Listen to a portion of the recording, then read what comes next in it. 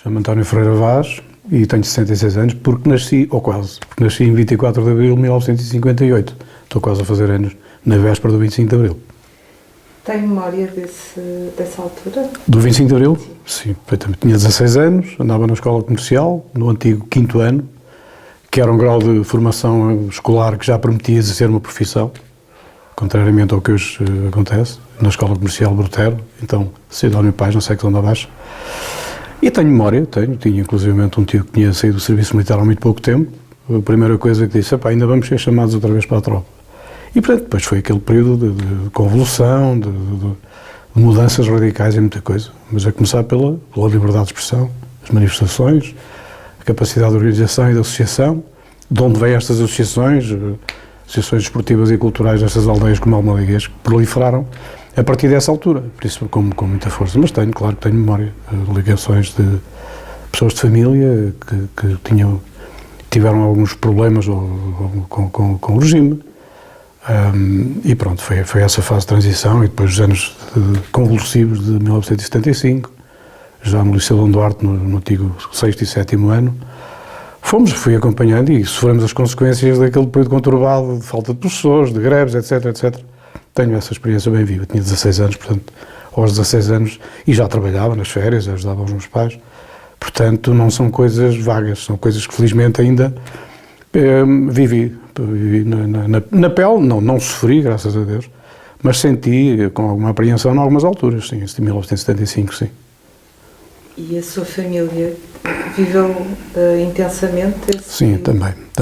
Sim, porque a minha família é toda de pessoas ligadas, digamos, a uma classe média-baixa. Média, nem direi classe média. Portanto, o meu pai sempre trabalhou por conta de outrem, os meus avós também eram famílias numerosas, ambas, do meu pai e da minha mãe, eram famílias numerosas, e como tal, normalmente, as famílias numerosas eram, consequentemente, pobres.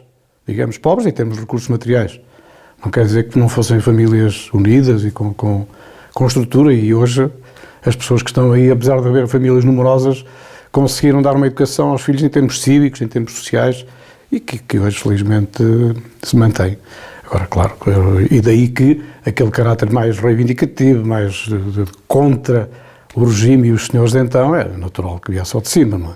Não com ódio, por exemplo, aqui em Almodiguês havia uma ou duas famílias que eram praticamente as detentoras das terras quase todas aqui à volta, e a maior parte das pessoas que trabalhavam na agricultura davam grande parte do seu tempo para trabalhar por conta dessas pessoas. Portanto, havia aqui logo, à partida, uma determinada submissão, porque precisavam uns dos outros, mas quem precisa mais de quem tem do que quem trabalha. Eu acho que ambos precisam uns dos outros, não é?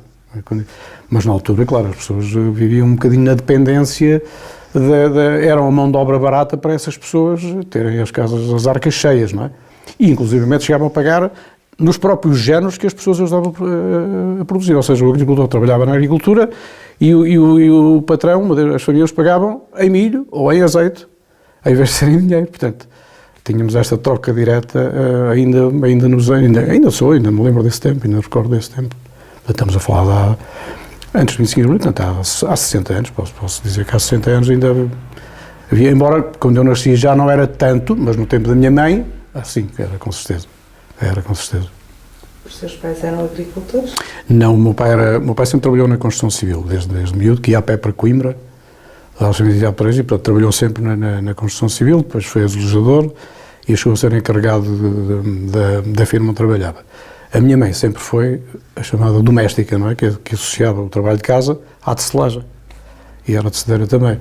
Os meus avós maternos, o meu avô era agricultor e coveiro e mineiro e fazia tudo e mais alguma coisa, porque tinha 14 filhos, a minha avó teve 14 filhos, portanto não todos sobreviveram até a infância, 2 ficaram mais cedo, mas ficaram 12 sobrevivos e era preciso arranjar comer para aquela gente toda, não é? E é claro que a partir da idade em que se podia, tinha uma capacidade, os miúdos pequenos já iam trabalhar, já iam fazer pela vida também, não é? Mas criar 12 filhos naquele tempo não era altura, e da parte do meu pai eram 9. Portanto, a minha mãe era a mais velha de 14 e o meu pai era o mais velho de 9. Portanto, juntou-se ali a tendência para as famílias numerosas, que eles depois pararam um bocadinho. A minha mãe só quis ter eu e a minha irmã e, portanto, a coisa começou a ser já vista de outra forma, não é? E depois, claro, com a proximidade à cidade de Coimbra, muitas das pessoas começaram a ir trabalhar para a cidade, porque normalmente princípio nas fábricas, não é? Noutro tipo de trabalhos. Depois houve também um grande número de pessoas aqui que foram, por exemplo, aos bombeiros sapadores, para a Guarda Republicana, para a PSP nem tanto, mas eu essencialmente trabalhar para Coimbra, e, portanto, trabalhando na cidade há outra ligação, aquisição de outro conhecimento, e as coisas foram evoluindo um bocadinho também nesse sentido. E, portanto, e Almaliense assumiu aqui, com todo o respeito pelas outras, mas assumiu aqui algum protagonismo em termos culturais até. Portanto, começou a haver aqui muito fortemente um espírito de associação e de liderança em determinados processos de evolução social, que digo eu. Depois houve também um período de alguma convulsão, ainda antes do 25 de Abril, que tinha a ver com a construção de um centro social que hoje existe e que está hoje desenvolvido, que é o Centro Paroquial, que começou com um salão ali perto da igreja. À altura foi polémica em relação ao sítio onde queriam construir o salão, então surgiu a facção pró-padre da freguesia e contra. Acho que era mais pró-padre e contra, porque não havia pró-padre e pró-outra facção qualquer, e que era, na minha perspectiva, erradamente associada a uma família daquele Almaliense, que era a família do Telbano Ferreira, que acho que não tinha nada a ver com isso, mas as pessoas associavam os que eram a favor do padre e os que eram do doutor. E o doutor Alvaro acho que nunca teve nada a ver com isso, mas pronto, houve essa equilibragem e chegou a haver aí algumas noites bem quentes, devido a essa situação. Portanto, isso aqui, o povo de Almaliense, como era muito cioso dos seus princípios, e pronto, muitas vezes o diálogo era a última coisa que se punha em cima da mesa. Não chegou a haver violência física concretizada, mas houve aí algumas enxadas escondidas aí atrás de algumas portas. Pronto, foi efetivamente isso. Mas isto não teve a ver com a política, teve mais a ver precisamente com aquelas divergências que havia em relação à construção do salão. Pronto, foi um processo que ainda durou algum tempo, e ainda não há muitos anos que ainda havia essa divergência, essa equilibragem entre as pessoas que eram de uma facção e que eram da outra. Portanto, era um bocadinho isso. E aqui, na minha perspectiva, não queria entrar aqui por campos muito melindrosos, mas a religião aí, a religião, como convicção pessoal, não ajudou muito. Ou seja, apesar das pessoas dizerem que eram pró-padre, como tal, praticantes do catolicismo, muitas vezes esses princípios de perdoar e de levar e ser tolerante, muitas vezes não eram muito postos em prática.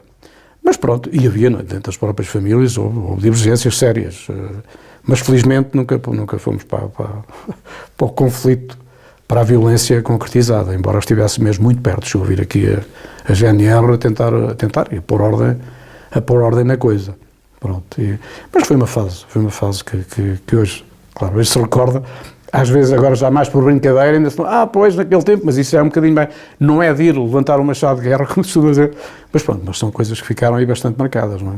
O que é certo é que o património está cá e construiu-se, e é das pessoas, embora haja algumas coisas que são da gestão da igreja, da paróquia, obviamente, mas está cá, e está aí o benefício desse período. Depois do 25 de Abril, claro, as coisas seguiram rumos diferentes, mas aquela questão mantive-se e não. Eu penso que nunca terá sido ligada à política como associação de determinada facção, de determinada ideologia política. Acho que isso aí foi transversal. Pronto. Na altura era criança. Sim, eu tinha, portanto, como disse, em 74 tinha 16 anos, e isto eu recordo-me ainda desde os meus 13, 14 anos. Por exemplo, posso dizer que o meu pai chegou a estar à frente, entre comas, dos trabalhos de construção. Como trabalhava na construção civil, uma altura que ele trabalhava por aqui, esteve ligado efetivamente ao início da construção esqueci muita gente, tinha até um artigo do Diário de Coimbra que referia isso. Nós tínhamos aqui um correspondente do Diário de Coimbra e que dava nota precisamente disso, que tinham começado as obras do Centro Paroquial, falava no meu pai, o Joaquim Vaz, que está a orientar isto é, a dirigir os trabalhos, como tinha alguma experiência já de implantação de projeto em obra, e portanto era por isso também que o meu pai colaborava nisso. E pronto, isto esteve também ligado depois às comissões do salão, até que ele funcionasse, e portanto tenho memória desse tempo, muito em concreto.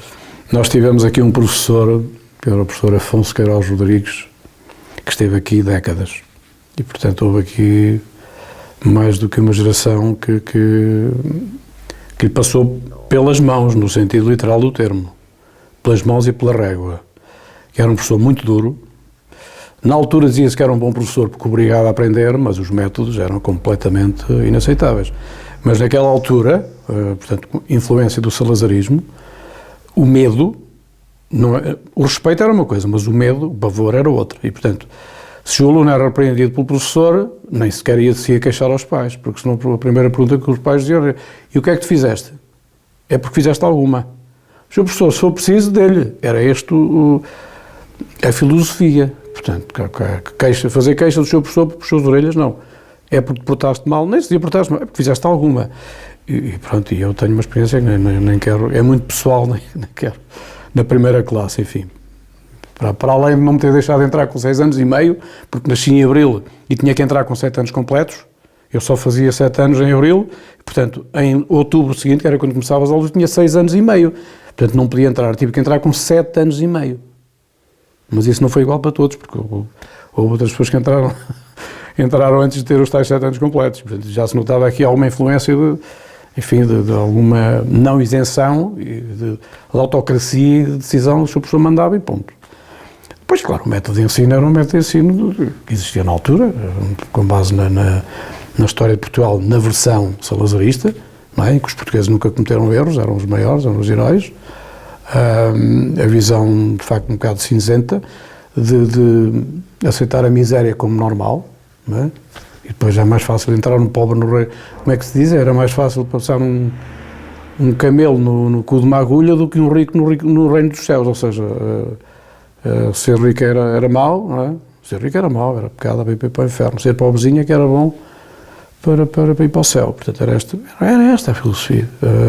A juventude pode não entender isto, mas era assim. O espírito miserabilista ligado à aceitação natural porque Deus assim queria, era um facto que não levava as pessoas a reivindicar muito. Havia medo de reivindicar e, enfim, quando havia alguma pessoa um bocadinho mais refilona, claro que tinha problemas, não é? E, portanto, essas memórias estão presentes, não é? Mas a nível da escola primária, depois, por exemplo, só havia uma turma mista, que era na 3ª classe, numa outra escola que havia aqui em Almalaguês, que hoje está uma escola, que era um edifício particular aqui da família do Dr. Albano Freire, que funcionou como escola durante muitos anos, onde funcionava a escola das raparigas, e só na 3ª classe é que havia turma mista, porque havia uma professora das meninas e havia o professor dos rapazes, e a esposa dele também dava aulas precisamente à 3ª classe. E, portanto, turma mista só na 3ª classe mesmo. Depois, além disso, os alunos na escola eram os alunos que faziam ao sábado a limpeza do jardim, da escola e a manutenção da escola e do espaço escolar, a ir buscar o cântaro de água às costas. Não digo que não era positivo, também responsabilizava e também ajudava as pessoas a crescer e dizer que não é só brincadeira, não é só estudar, mas a parte lúdica, como componente educativa, não era vista nessa perspectiva de formação.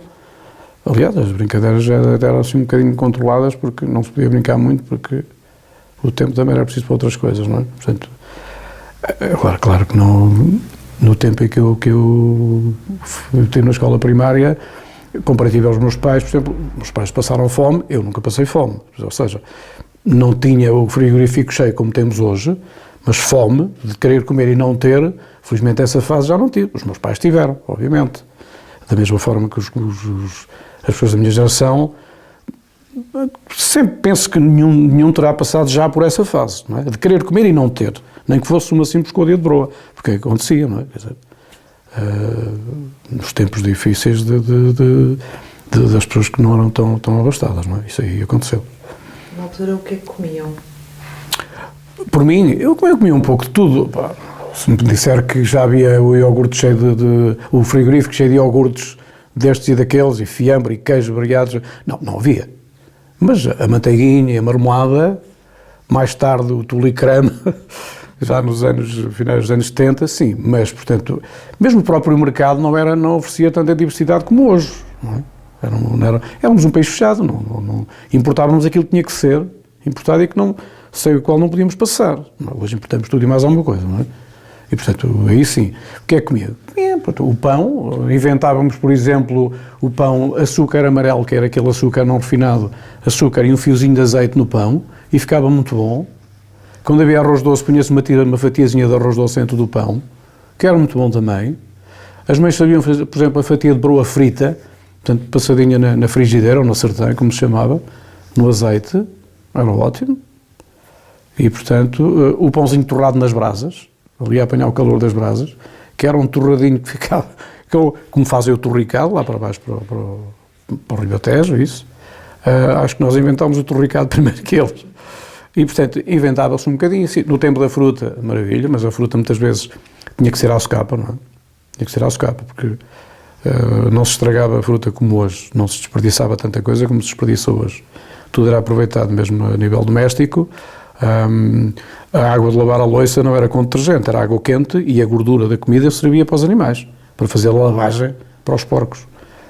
As galinhas comiam as couves cortadinhas, escaldadas, com farelo, que era o que sobrava da farinha de milho, quando era peneirada para fazer a broa, sobrava a casca do milho, que era o farelo, e esse farelo era para fazer a farolada para as galinhas. Portanto, não havia desperdício de embalagens, porque não havia embalagens. As primeiras embalagens que me recordo eram os pacotinhos do leite, de meio litro e de litro, e esses eram queimados, porque não era proibido queimar. Mas havia muito pouco desperdício. Utilizava-se mais a embalagem de vidro, que era retornável, não é? Portanto, quando falamos de ambiente, até já estamos aqui a avançar um bocadinho no tema, mas quando falamos de ambiente, e eu que sou ambientalista e trabalhei na área de ambiente e natureza, verifico que é muito bonito exigir determinadas coisas, mas cumprimos porque não conseguimos depender das embalagens. Não é? Quando vamos ao supermercado, vemos as prateleiras cheias de milhares de embalagens, digo assim, multiplicando isto por não sei quantos milhões de estabelecimentos que há a nível mundial, temos um problema, não é? Mas nessa altura, obviamente, que as cascas da fruta, os talos das couves que não eram utilizados, não iam para a montureira, não iam para o contentor, eram para os animais, não é? Em última instância, iam para a montureira de quem tinha terras, ia fazer o que se chama hoje compostagem, que se à altura chamava-se curtir. Fazia-se uma rima de mata e para o costume curtir, para fazer estrume, com os restos que não eram mesmo para os animais, iam para estrume. Não é? Ervas e isso tudo. Tudo o que fosse sobras de comida havia poucas, não é? Não numa perspectiva até de miserabilismo, mas numa perspectiva de, para já, respeito por aquilo que se produzia, não é? De não desperdício, de ter cuidado com a própria água, não é? Porque para ir buscar água, era preciso ir buscá-la num canto às costas ou à cabeça. Portanto, isso demorava às vezes horas e, portanto, a água não podia ser de maneira nenhuma desperdiçada. É por isso mesmo, não é? Nós hoje temos 1 ou 2 torneiras aqui à mão e perdemos um bocadinho o controle disso, não é? Na altura era precisamente por isso. Sentíamos o que era ir buscar água para o consumo. Portanto, temos que compreender também, não era possível tomar banho todos os dias. Os agricultores lavavam os pés e a cara e as mãos e iam para a cama. Era assim. Precisamente porque não havia água canalizada e as coisas tinham que ser rentabilizadas. E muitas vezes tínhamos que pedir água, por favor, a quem tinha um poço. Porque nem toda a gente tinha poço, não é? E chegava a ser dramático quando íamos pedir, tia Maria, deixe-me ali buscar um cantarão. Olha que ela já é pouca, vamos precisar dela depois para a vindima e não sei o quê. E aí nós víamos efetivamente que as coisas eram controladas e não se podiam mesmo desperdiçar. E esse respeito era interiorizado. Ir à lenha custava, era escalar as costas. Uma botija de gás mais tarde também, enfim, tudo isso era vivido, era sentido, não era apenas transmitido. Portanto, hoje é um bocadinho mais fácil, ainda bem, mas todas essas experiências nós sentíamos na pele. Não é? A sementeira, andar na terra, sim, sabíamos. E, portanto, sabíamos dar valor a uma batata ou um grão de milho, porque conhecíamos o processo na realidade. E os meus pais, apesar de não serem agricultores, a minha avó, os meus tios trabalhavam e faziam, ajudava desde miúdo na terra. Não era assíduo, mas fiz com muita regularidade, colaborando com os meus tios, portanto, na sementeira do feijão, ir regar, tirar água do poço para regar o feijão, porque aqui, apesar das pessoas serem relativamente pobres, mas quem tivesse um bocadinho de milho na arca, algum feijão que ia produzindo e a batata, já não passava fome, não é? Porque depois, na altura, semeava-se umas favas, umas ervilhas, tinha sempre umas couves plantadas, na altura dos tomateiros e de alguns legumes, embora alguns não fossem aqui muito hábito, por exemplo, uma lembrada de cenoura, não havia muita gente que tivesse cenoura semeada, mas na biça já havia bastante, portanto havia algumas coisas que não eram tão habituais e não faziam tanto assiduamente parte, por exemplo, da alimentação diária. Mas do resto, o que é essencial, o básico, da batata, das couves, do feijão, das favas, das ervilhas e o azeite, sim. E então o milho, que era o complemento, havendo sopa e uma fatia de broa, já não havia fome.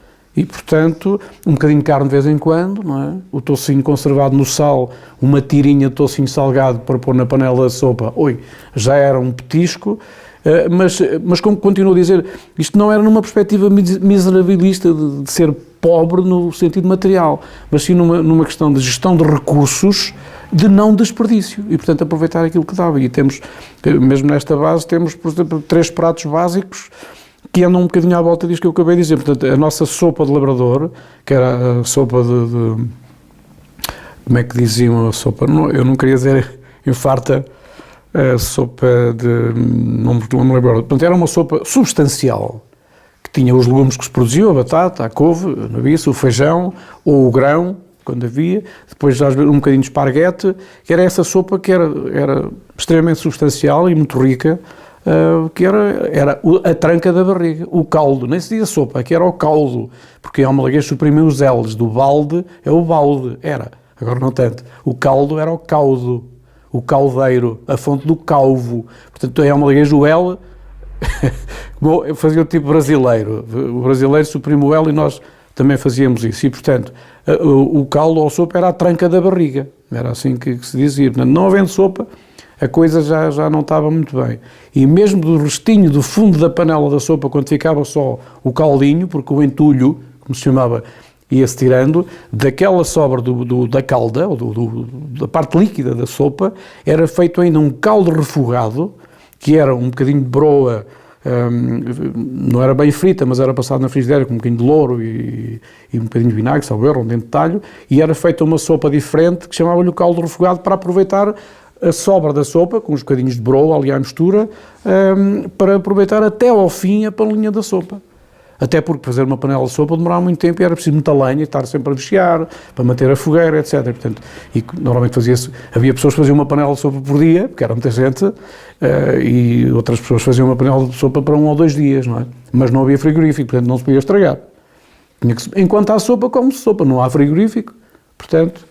E, portanto, isto tudo numa perspectiva de sustentabilidade, que é uma lição para hoje, e que hoje não é fácil transmitir aos mais novos, de que a sustentabilidade passa por saber gerir e não desperdiçar. Eu posso estar a gerir uma coisa, mas estou a desperdiçar aquilo que podia não ser desperdiçado e podia ser aproveitado até outro. Se fizermos isso, deixar o prato, limpar o pratinho todo vazio, mas era mesmo assim. O prato não ficava nada no prato, só os ossos quando havia ossos. A gordurinha limpava-se com um bocadinho de pão ou com a batata e, portanto, isto, parece mal, não parece mal, era assim. Uma questão de respeito por aquilo que era a produção própria e o trabalho que se tinha a noção de que dava até para as coisas em cima da mesa, não é? As pessoas não conhecem porque não vivem, não é? Não têm essa noção porque não vivem na primeira pessoa, não é? A carne e o peixe? Sim. Era frequente na mesa? Não se pode dizer que fosse frequente, não é? Porque, primeiro, nem todas as pessoas tinham capacidade para criar gado, nem todas as pessoas tinham terras, nem todas as pessoas tinha possibilidades de comprar de carne. Portanto, talho aqui em Almalaguês, um estabelecimento aberto, permanente e fixo, não havia. Havia o Tibo, Gil e Matunto, que matava gado por aí na altura das festas, mas era para autoconsumo. Quando se matava o porco, normalmente era a nível doméstico. Raramente a pessoa dispensava ou vendia uma parte do porco que matava. Eu tenho sempre alguma dificuldade em localizar isto historicamente, porque há 50 anos de uma maneira, depois foi evoluindo, não é? E as pessoas mais tarde, enfim, matavam e podiam dispensar. E até aconteceu aqui uma história, que houve, por brincadeira, uma terra próxima, houve um senhor que ia matar um porco e aceitou encomendas para 7 presuntos. Portanto, nós estamos a brincar com isso, mas, portanto, o vender vender os géneros agrícolas, sim, havia quem tivesse muito feijão e vendia feijão para as próprias pessoas da aldeia, principalmente aquelas que começaram depois a ir trabalhar para Coimbra e já não tinham tanto a capacidade de produzir para autoconsumo e aí já tinham que comprar um bocadinho de grão, um bocadinho de feijão ou até azeite. Vinho nem tanto, mas pronto, havia necessidade. Por exemplo, o meu pai não tinha oliveiras, porque os pais dele também Ele não herdou terras, a minha mãe também herdou pouquinhas terras. O meu pai não tinha oliveiras, para além de não trabalhar diretamente na agricultura, comprava azeite. Comprava azeite e não me lembro a quem é que costumávamos comprar e não me lembro quanto é que custava. E não me lembro que um garrafão de 5 litros, ainda há bocadinho passei aqui pela Maria, filha de José Carneiro, e levei-me isto à ideia. Um garrafão de 5 litros, em 1970, que era eu que lá ia, com muito cuidado para não partir o garrafão, custava 90 escudos, ou seja, estamos a falar de 18 escudos o litro. 18 escudos são hoje, 10, não chega a 9 cêntimos. 9 cêntimos um litro de azeite. Não é? Hoje estamos a falar quase, hoje falamos em 5, 6, 7, 8, 10 euros, não é? Portanto, muito mais, mas pronto, é a proporção das coisas que havia. Mas isto para dizer que, portanto, havia quem tivesse de comprar. A nível das carnes, obviamente, o porco era conservado em sal, até aparecerem depois as arcas congeladoras. Carne de vaca era raríssimo, porque aqui em Coimbra, aqui em Almalaguês, nunca houve muita tradição também de criar bovinos para consumo. Havia quem tivesse bois de trabalho, mas raramente alguém matava um boi para... Até porque a quantidade de carne era muito maior e não tinha como conservar. E conservar a carne bovina em sal não era tanto o hábito, não é? A carne de bovino normalmente não se conserva em sal. O porco sim, mas o bovino não. Daí que não havia muito hábito de criar bois para matar. Pelo menos numa determinada fase, a partir dos anos 80, 90, sim, talvez já havia. Portanto, a carne de vaca só em Coimbra. Frango ou galinha, sim, as pessoas faziam criação e de vez em quando matavam uma galinha. Mas normalmente havia a tradição de matar uma galinha quando alguém estava doente. Para fazer uma canjinha era só quando alguém estava doente, ou numa festa ou num casamento, obviamente. O porco era mais frequente. O peixe fresco, sim, vinha uma peixeira, que era daqui de Vila Seca, que vinha aqui todos os dias, que era a Tia Dulce, tinha aqui uma senhora que era a Tia Mília, que esperava por elas e depois ajudava na venda aqui dentro da aldeia e aqui perto. Eu já não me recordo, não tenho bem memória de comer o que se chamava a sardinha da barrica, era aquela sardinha conservada em sal até ficar amarela, de estar algum tempo no sal. Ainda comi, mas já numa perspectiva mais de experimentar e de gozar isso. Não como necessidade, como no tempo dos meus pais, que efetivamente havia essa sardinha, que era o peixe mais popular que existia, não é? Até aquela bem pequenina, que era conservada em sal e, portanto, e permitia estar muito tempo. E os próprios peixeiros tinham em conserva, porque tinham sempre para vender quando não tinham fresco, não é? Não tenho bem a noção de como é que eles faziam para ir buscar o peixe fresco, vinha da Figueira, certeza absoluta, e portanto, quase todos os dias penso que vinha aqui a peixeira a buzinar, lugar acima, lugar abaixo, e as pessoas compravam, mas não era todos os dias, e depois comprava-se 3 ou 4 sardinhas,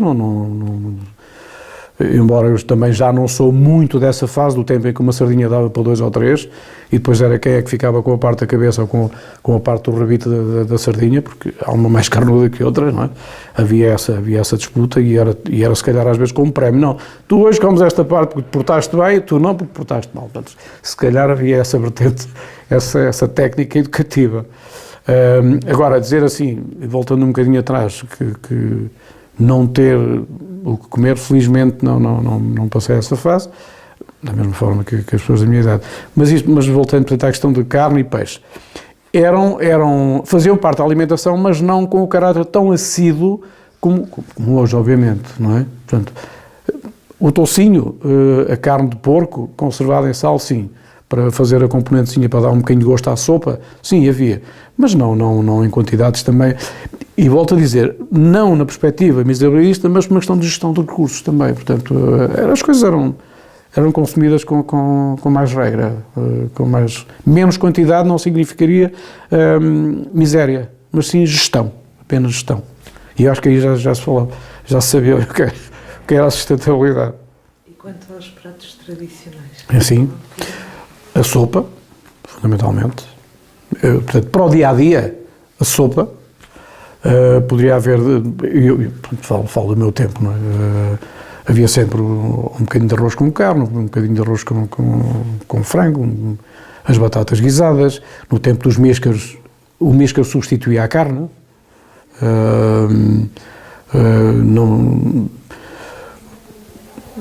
A massa, o guisado, especialmente o arroz e massa, sim, eram basicamente os pratos que acompanhavam a sopa. Mas muitas vezes passava-se com sopa, uma sardinha assada, um bocadinho de bacalhau, era o conduto, portanto não havia aquele rigor de fazer sempre 2 pratos, de sopa e pôr um prato e substituir pratos na mesa, não, isso claro, obviamente que isso não era prática corrente, não é? Mas pronto, além da sopa era fundamentalmente arroz, massa, batata guisada, quando havia favas, as favinhas ou com carne de porco ou com peixe grelhado, bacalhau ou sardinha, a acompanhar, as sopas fervidas, que era, portanto, a mesma sopa de lavrador, que depois era sobre uma camada de broa numa caçoeira de barro, ia novamente ao calor, até ferver, por isso se chamavam sopas fervidas, bem azeitada, não é? Com bastante azeite, e essa às vezes fazia de sopa e de segundo. Portanto, as sopas fervidas tinham as 2 funções, em vez de ser a sopa e depois um segundo prato, as sopas fervidas faziam a função de primeiro e segundo prato, e se calhar de sobremesa também.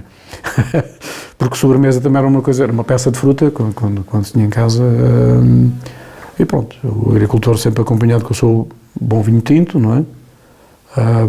Quais sumos, quais Coca-Colas, essas modernices, não é? E, portanto, basicamente é isso. Depois, em altura de festas, claro, o franguinho no forno, a chanfana, um outro prato mais elaborado, mais enriquecido, mas, claro, não eram pratos do dia-a-dia, não é? E desses pratos de dias de festa, era a chanfana? Fundamentalmente a chanfana, sim. Fundamentalmente, sim, a chanfana. Que é feita, pronto, à moda tradicional da Almolaguês, que eu acho que é a melhor chanfana do mundo. Há quem diga que é deles, que é de Poiares, que é do mundo e do universo. Eu respeito. Mas o que faz a chanfana é o bom vinho, e o bom vinho é a Almolaguês, obviamente. Falando no Conselho de Coimbra, na gastronomia do Conselho de Coimbra, o bom vinho, já desde há tempos, talvez imemoriais, o vinho era daqui. E o que faz o bom vinho, o que faz a chanfana é o vinho, obviamente. Que parece que está precisamente nas genes da chanfana, porque ela tinha que ser cozida em vinho, porque lá está a sustentabilidade. A chamada cabra velha, na minha perspectiva, que não sou especialista na história, mas na minha perspectiva é que, precisamente neste conceito de sustentabilidade, o animal, a cabra, obviamente que era aproveitada até ao máximo. Enquanto ela pudesse parir e dar criação, sim. Quando a cabra já não tinha capacidade reprodutiva, como é normal, era abatida para consumo. E como normalmente era cabra velha, porque durou o mais que possível para rentabilizar, a carne tornava-se dura, e a melhor forma de a cozer era durante muito tempo no forno de lenha e em vinho, para depois também para conservar. Há outras interpretações, que têm a ver com as invasões francesas, mas eu levanto-me algumas dúvidas, porque se eu já li que já existe chanfana desde 1400, portanto desde o século XV, ora as invasões francesas foram no século XVIII ou XIX, não é? Portanto, não atribuo, com todo o respeito pelos historiadores, não atribuo a origem da chanfana às invasões francesas. Se há referências ao século XV e aos buchos e aos negalhos, portanto, há aqui alguma... Enfim, por vezes há várias interpretações da história, não é? Há várias interpretações de factos históricos. Como eu não consigo fundamentar nem um nem outro, fico pelo menos, não consigo dizer, ainda ninguém consigo dizer com toda a certeza que foi esta ou aquela origem. Poderá ser mais antiga do que as invasões francesas, na minha opinião.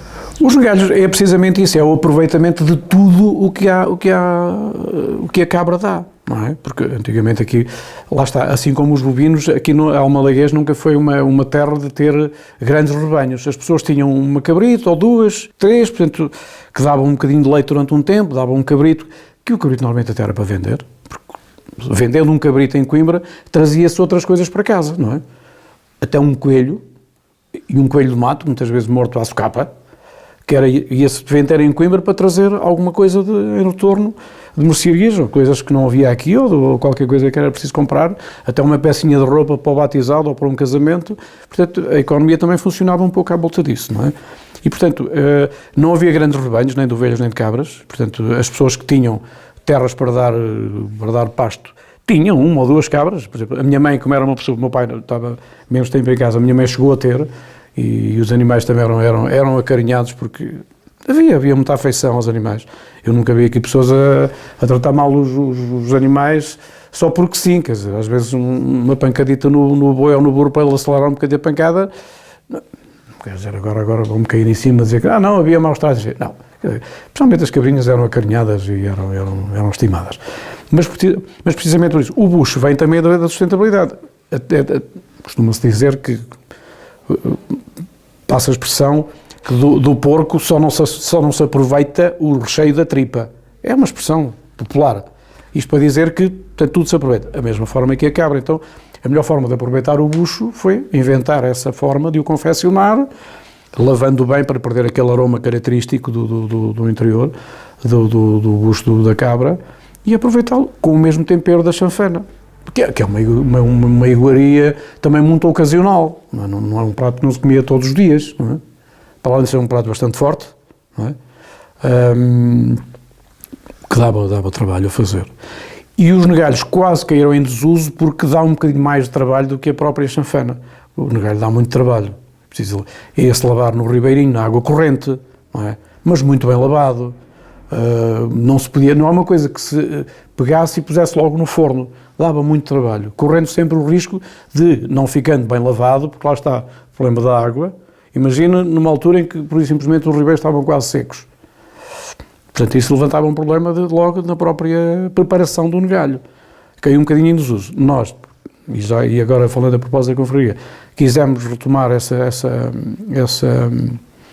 elemento gastronómico por várias razões. Uma delas, precisamente, a recuperação histórica, propriamente dita, e trazer de facto à luz do dia uma coisa que não era tão habitual, nem toda a gente fazia chanfanas. Também não sei que aproveitamento é que dariam aos buchos, porque se não se desperdiçava nada, podia haver aí um contrassenso, não é? Mas houve muito... Por exemplo, a minha mãe, em casa dos meus pais, fazia-se chanfana pelo menos uma vez por ano, vamos lá, na festa de janeiro, ou depois às vezes na festa de Santíssimo, que é ali para a altura do início do verão. Mas negalhos, não me lembro de muitas vezes que se tivesse feito negalhos em minha casa. Não recordo sequer uma vez ou duas, mais para mostrar como se fazia. Portanto, não era tão frequente, tão regular, fazer negalhos como se fazia a chanfana. Não é? Não consigo explicar porquê, mas talvez porque dava mais trabalho e era mais arriscado e as pessoas podiam não gostar. Porque o negalho tem aquela vertente. Ou se gosta, ou se detesta. É um bocadinho isso. E, portanto, provavelmente terá sido um bocadinho por esse risco. A chanfana era garantido. Toda a gente gostava da chanfana, não é? Qual é o processo de concepção do negalho? Do negalho, portanto, é precisamente essa a limpeza e a lavagem dele em bastante água fria, água corrente, raspar aquela parte. Ele tem uma parte que é ligeiramente rugosa, que tem umas películazinhas que faz ali, parece um tecido, parece um veludo, e tem a parte contrária, que tem uma película, uma membrana, que normalmente se raspa para ficar, tira-lhe aquela cor amarelecida da fermentação da comida no estômago, e já lhe retira também algum daquele aroma próprio da fermentação, não é? Portanto, todos nós sabemos que a comida depois de fermentar não é agradável nem no cheiro nem no aspecto, portanto, é normal. E daí que houvesse necessidade de preparar bem os negalhos. Depois é cortado em pedaços, é enrolado, podendo ser recheado com os bocadinhos que sobram das aparas, dos bocadinhos mais pequeninos que não dão um rolo, e aproveitam-se para rechear o próprio negalho, porque nós não recheamos o negalho com mais nada. Tenho conhecimento que há outras terras onde fazem o negalho recheado com enchidos, com carne de porco, eventualmente com outro tipo de recheio. Nós não. É o próprio negalho, é o próprio bucho enrolado, um pedaço de bucho enrolado, um determinado tamanho, obviamente, e o recheio são os bocadinhos, para não desperdiçar, recheiam o próprio novelinho, e que é atado com um fio, muito bonitinho, fica giro, não é? E vai na caçoila com o tempero tradicional da chanfana, que é o sal, o louro, alho inteiro, uma ou duas cabeças de alho inteiros, um bocadinho picante, um bocadinho colorau e vinho tinto. Não fazemos como noutras terras se faz, e cada terra com o seu uso, onde, por exemplo, na chanfana há quem ponha cebola, salsa, cominhos, e não sei, há quem faça a chanfana, envolve em azeite antes de pôr o vinho, há quem acrescente bocadinhos de toucinho ou de bacon, enfim, a gastronomia tem essa riqueza também, não há uma receita fixa nem obrigatória. A almoliguês é o básico tradicional, louro, sal e mesmo o colorau, enfim, é uma coisa que põe-se mais ou menos consoante o gosto. O colorau muitas vezes servia para dar um bocadinho mais de cor ao molho, porque como os vinhos da almoliguês não é um vinho tradicionalmente carrascão, aquele vinho carregado, não um vinho aberto, porque as pessoas utilizavam muito as uvas tintas e brancas, em que os tintos tinham as características e o branco dava grau e dava aromas ao vinho, mas tornava um bocadinho mais claro, não é? Mais próximo do rosé. E, portanto, como o vinho tinto não dava aquela cor mais intensa ao molho, talvez se utilizasse um bocadinho de colorau para dar um bocadinho mais cor ao molho. Admito que seja isso. Mas era essencialmente esses os temperos da chanfana. Basicamente era isso. Depois, a própria gordura da cabra conservava. Há quem pusesse, por vezes, um bocadinho de azeite e depois, mais tarde, óleo vegetal a coriza para conservar mais tempo, antes de haver frigoríficos. Porque a chanfana, em tempo frio, com aquela camada congelada da gordura solidificada por cima, aguenta muito tempo mesmo. E no tempo frio ainda melhor. Pronto, basicamente era isto. Sem esquecer o pormenor do artesanato daqui de Miranda do Corvo, do Carapinhal, onde eram feitas as caçoeiras de barro, portanto, e havia essa ligação também da gastronomia e do artesanato almoliguês da Miranda do Corvo, e pronto, eram estas experiências que ainda se vive. Era cozido em taças de barro? Em caçoeilas de barro num forno de lenha, sim, onde tem que ficar pelo menos 3 horas. Sendo o forno normalmente barrado, ou com barro, ou com cinza amassada, para não haver perda de calor. A tampa, ou a porta do forno, era barrada. Era barrada. Havia aí, íamos aí a uma determinada zona do Pinhal, onde houvesse um barro que fosse bem consistente, para barrar o forno. Utilizava-se essa técnica. A sua mãe era de Cedeira? Era de Cedeira. Queres falar um bocadinho sobre isso? Claro, minha mãe foi aqui em Almoliguês, todas as meninas haviam de ser de Cedeiras. Costumava-se dizer que por cada menina que nascia era mais um tear que ia surgir, havendo casas que tinham mais do que um tear. E, portanto, o tear era a componente económica da família. A mulher ajudava o marido na agricultura. Eu ia dizer nas horas vagas, mas não havia horas vagas. No tempo que não era preciso para cuidar da casa ou para ajudar o marido na agricultura, era gasto ou utilizado no tear até altas horas da noite, com uma candeia de azeite, ou um candeeiro, com pouca luz, mas com luz suficiente para fazer a tecelagem, e havia trabalhos de tecelagem que não exigiam tanta minuciosidade, tanto pormenor. A luz seria completamente suficiente, como era as colchas de trapos, ou em que apenas a lançadeira passava de um lado e para o outro, não era bordado, era mais fácil de fazer com luz. Agora, o trabalho de bordado, com o ferro de puxar para fazer as colchas bordadas, exigia mais luz. Tenho dúvidas que se fizesse já muito de noite com pouca luz, porque é um trabalho que exigia muito rigor, muita perfeição, e os trabalhos que estão aí mostram precisamente isso. Mas isto para dizer que o tear era precisamente isso, não é? Era o complemento da vida doméstica e da economia doméstica, sendo depois o resultado vendido, por exemplo, quando mais tarde a fábrica de Miranda do Corvo, dos Carvalhos, adquiriam as passadeiras que eram feitas pelos passadeiros de Almoliguês, forneciam as lãs e as linhas, elas davam mão de obra e entregavam um material acabado em Miranda do Corvo, levavam à cabeça, a pé, daqui até apanhar a linha do caminho de ferro, e íamos a pé pela linha do caminho de ferro até Miranda do Corvo, para atalhar caminho e para não havia outra possibilidade de transportar. E, portanto, esse resultado desse trabalho, obviamente que era um contributo para a economia da família.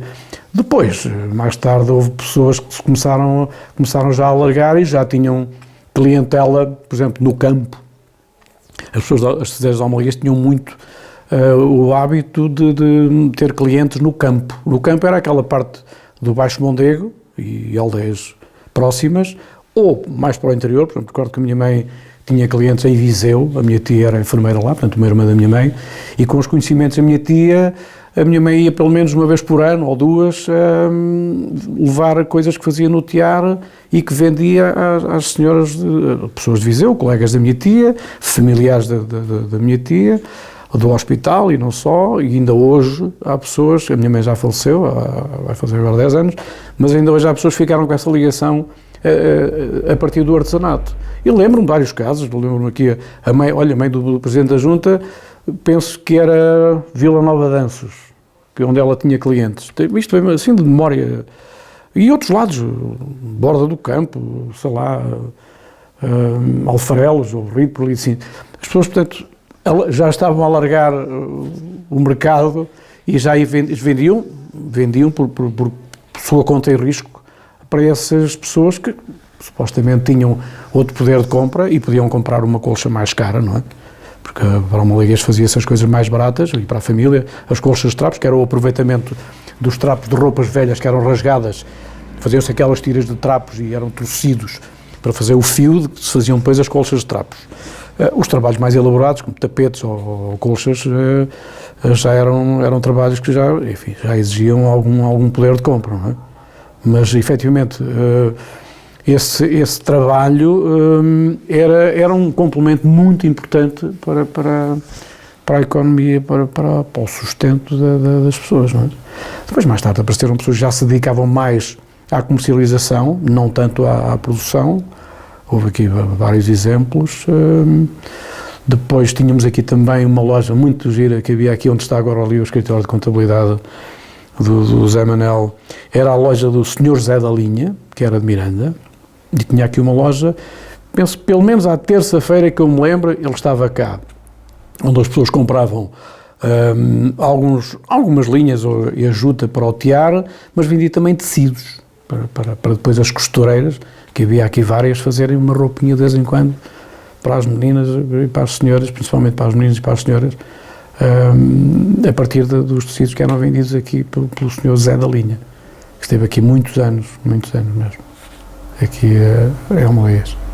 Tem recordações de pequenino ajudar a sua mãe no tear enquanto ela estava no tear? Olha, no tear sim, porque havia uma fase, quando se tratava de pôr a teada, que é pôr os fios no tear para depois começar a fazer tecido, eram precisas pelo menos 3 pessoas.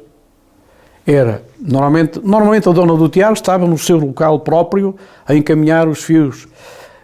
Outra pessoa estava a dar ao arroxo, que era puxar, portanto, não sei se já viram, o tear tem aquela peça, tem 2 peças, que é o órgão, que é uma peça quadrangular em madeira e que tem de um lado 2 furos, que era para poder meter um pau de oliveira, que era o chamado arroxo, que obrigava o órgão a andar e ir enrolando a teada. E havia uma terceira pessoa que estava no chão a puxar, a fazer força para a teada ficar bem esticada.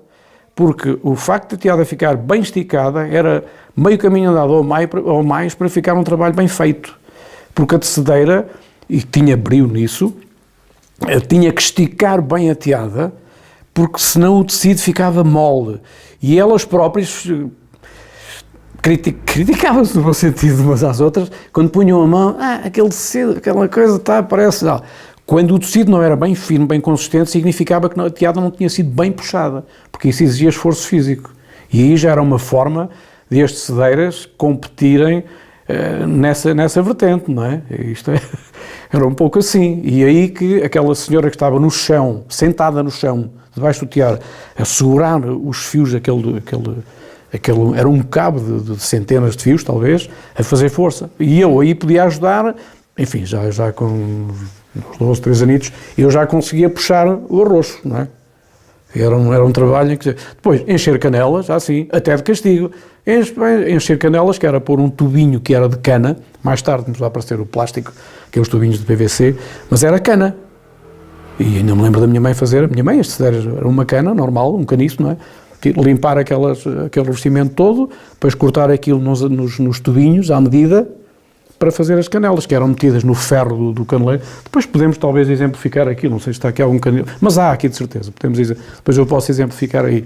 O tubinho era metido e eu ia encher canelas no caneleiro para a minha mãe. Fazia isso. Ou na dobadoira, com a meada na dobadoira, fazer novelo. A fazer um novelinho a partir da dobadoira. Pois. Portanto, colaborei, sim, claro que colaborei. E depois também ajudei a minha mãe, era sempre um dia de festa quando já tinha um carrito e a minha mãe, ia com a minha mãe a Viseu e levava o carrito cheio, também não era muito grande, levava portanto a obra, como se chamava, para entregar em Viseu, levava a minha mãe em Viseu, deixava lá com as coisinhas, ou em casa de uma amiga da minha tia, ou em casa onde a minha tia vivia, ou até no Hospital Viseu, ficavam lá as coisas, e a minha mãe podia lá deixar aquilo à vontade, e ficava lá um dia ou dois, eu vinha embora, depois a minha mãe vinha de autocarro, ia lá buscá-lo, e portanto, também era um género de colaboração, porque também vinha sempre algum retorno daí, não é? E havia, pronto, outros trabalhos ligados à tecelagem, sim, pronto, ir ajudar no transporte das coisas e na manutenção do tear, enfim, claro que colaborar. Cortar franjas já não sabia, porque isso cortar franjas já era outra coisa. Mas a minha mãe, lembro da minha mãe, ao serão, a atar franja, que era nas colchas, por exemplo, que eram com franja, tinham aquelas pontinhas de fios de algodão, ou de grupos de fios de algodão, que depois eram entrançadas com uma determinada técnica, que terminava, eram uns triângulozinhos que terminavam depois numa pontinha, que era depois aparado para ficar certinho. Havia um outro tipo de artesanato também que fazia uns borbotos que depois eram aparados com a tesoura, que dava muito trabalho. Pronto, era todo esse trabalho que era feito sempre ao serão, Eu nunca vi a minha mãe assim parada a olhar para a televisão sem estar a fazer nada. Nada, tinha que estar sempre a fazer alguma coisa. Ou cozer as barras do tapete, ou atar franja, ou cozer umas meias, uma peça de roupa. Era assim as mulheres de Almalaguês, assim. Quando havia televisão, porque antigamente não havia televisão, mas já quando havia televisão era assim, nunca vi aquela senhora parada assim, pronto, assim, sem fazer nada. Tinha que estar sempre ocupado. Disse há pouco que tinha uma irmã, ela também fazia tecelagem, continua? Sim, penso que a minha irmã ainda deu os primeiros passos na tecelagem, mas depois, e na costura também, que aprendiam aqui, as meninas aprendiam aqui com as costureiras da terra, que havia aqui várias. Pronto, a minha irmã já não seguiu tanto a tecelagem assiduamente, porque entretanto também felizmente já tivemos a possibilidade de ir estudar para Coimbra, e da minha geração, posso assim só aqui uma parte, quando eu acabei a 4ª classe, eu fui o único que fui estudar para Coimbra. Os outros meus colegas que acabaram a 4ª classe ficaram, os que continuaram a estudar, e foram quase todos, salvo uma ou duas exceções, ficavam a fazer aqui o ciclo preparatório na própria escola. Era a esposa do professor primário na altura que dava formação até ao 2º ano e depois havia os exames.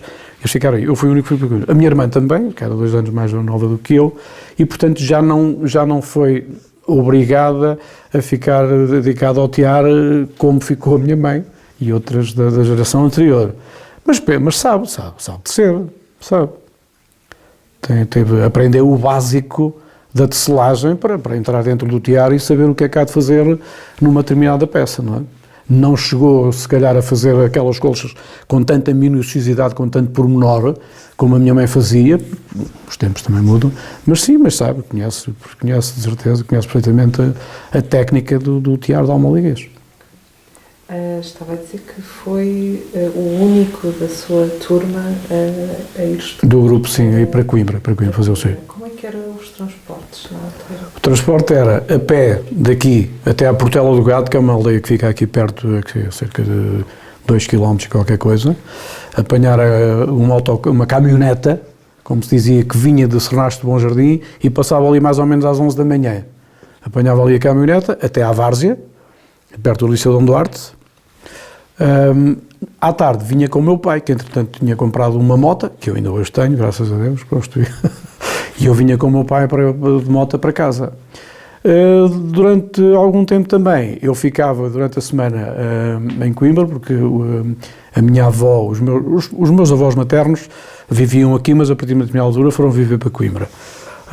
E eu ficava lá durante a semana e ao fim de semana vinha para casa. Durante algum tempo fazia isso. E a minha avó era lavadeira, era uma das verdadeiras tradicionais lavadeiras de Mondego. Há fotos onde ela surge, que lavava roupa para as roupas do Hotel Astoria, do Coimbra Hotel, fundamentalmente, de onde trazia, eles davam almoço.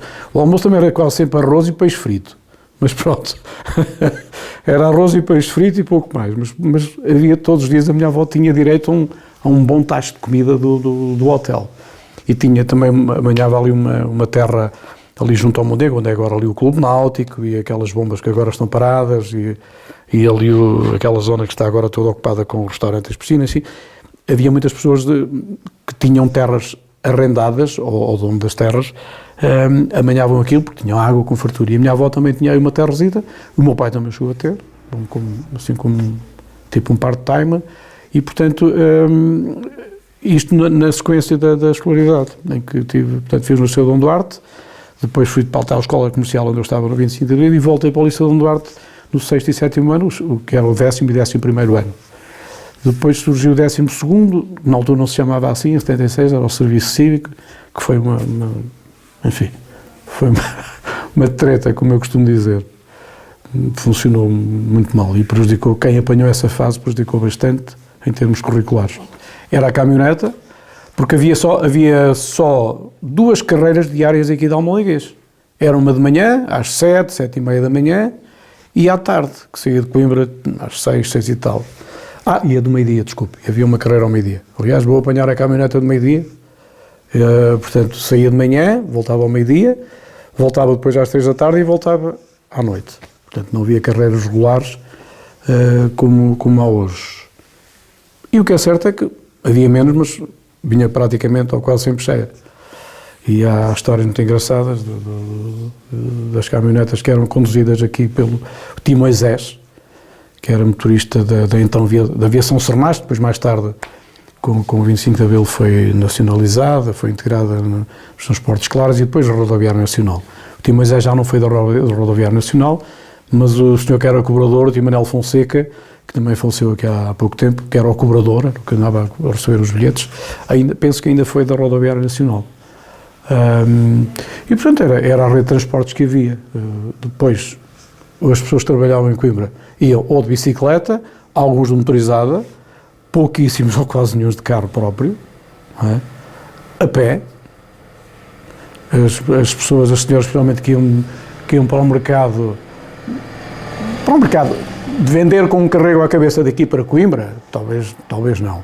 Até porque surgiu também uma alternativa mais tarde, que era um senhor que havia aí, que era o tio Anastácio, que tinha uma caminhoneta que levava as pessoas todas para o mercado. E posso dizer que iam para o mercado quase todos os dias.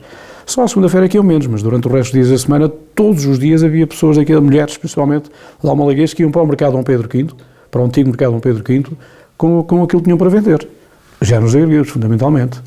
Couve, portanto, hortaliça, cereais, batata, fruta, o que havia, o que a terra dava e o que produziam, e esse senhor fazia o transporte das senhoras daqui até ao mercado, e depois por volta depois do meio-dia, depois da hora do almoço, quando o mercado, enfim, terminava, trazia-as de regresso.